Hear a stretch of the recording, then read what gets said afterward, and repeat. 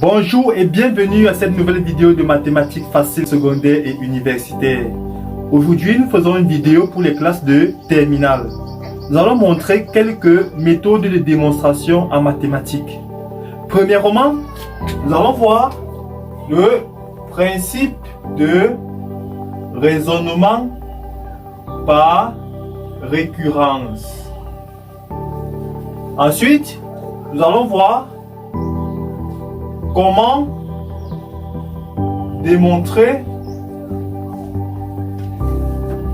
une implication.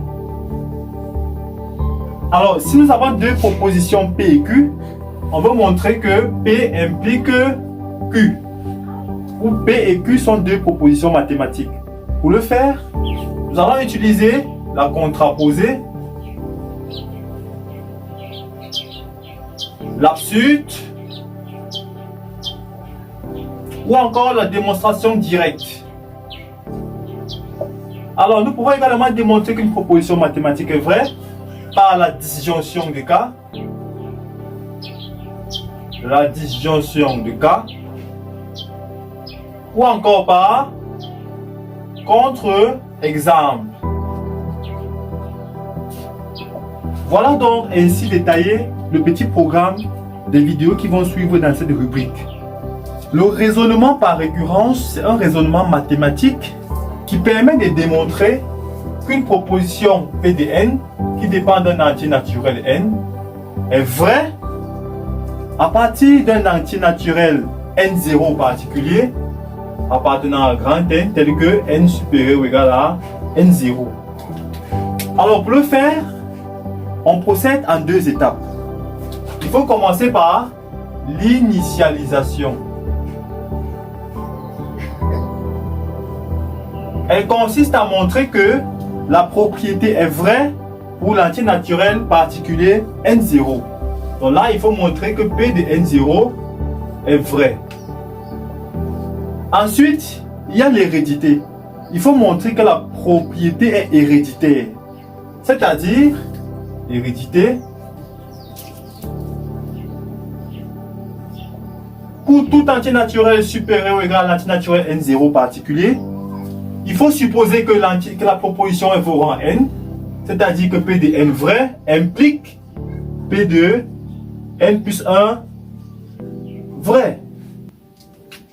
Voilà donc les deux étapes qui vont nous permettre de montrer qu'une propriété dépendante de l'entier naturel est vraie en utilisant le principe de raisonnement par récurrence.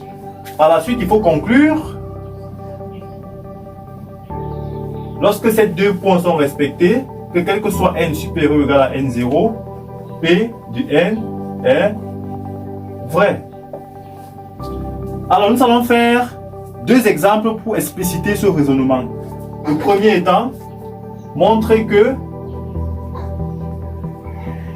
pour tout entier naturel n non nul, petit a, 1 plus 2 plus 3 plus 3 points de suspension plus n égale n facteur de n plus 1 sur 2.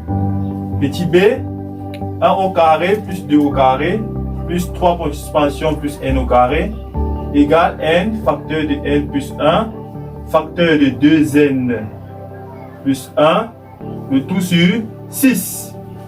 Voilà donc deux exercices d'application soumis à notre étude. La première chose à faire, c'est de définir notre propriété. Soit P de n, la proposition définie par grand 1. Alors voilà grand 1. On passe à l'initialisation. Initialisation. Alors, lorsque nous prenons n dans grand N étoile, cela suppose que n est un entier naturel non nul. Pour nous ici, n0 sera 1. Pour n égale à 1, on a de ce côté, on remplace n par 1. Donc cette somme donne juste le premier terme. N égale à 1. De l'autre côté, on remplace n par 1. On a un facteur de 1 plus 1, le tout sur 2, qui donne naturellement 1. D'où P2, 1, vrai. Nous allons maintenant passer à l'hérédité. Hérédité. Soit n supérieur ou égal à 1, supposons P de n vrai. C'est-à-dire que cette somme donne cet élément. Et nous allons l'appeler l'hypothèse de récurrence. Et montrons que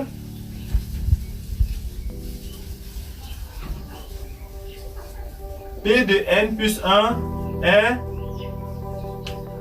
vrai.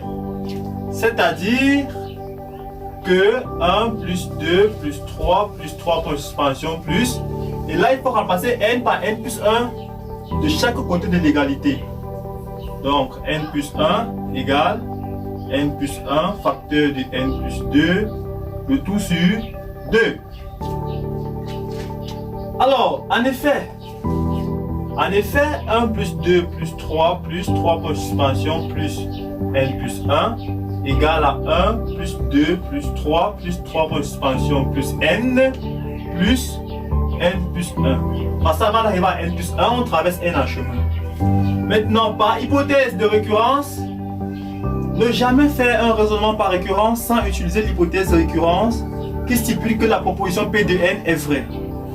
Par hypothèse de récurrence, cette somme donne n facteur de n plus 1 sur 2. On ajoute le dernier membre. On trouve donc, en mettant n plus 1 en facteur, on a n plus 1 facteur de n sur 2 plus 1 qui donne n plus 1 facteur de n plus 2, le tout sur 2. On a bien montré que cette somme donne cet élément. D'où P de n plus 1 vrai. Alors la propriété est héréditaire. Conclusion. Quel que soit n supérieur à n0 qui est 1, 1 plus 2 plus 3 plus 3 pour suspension plus n égale n facteur de n plus 1 sur 2. Merci d'avoir écouté attentivement cette vidéo. Nous allons faire le deuxième exemple dans la prochaine vidéo.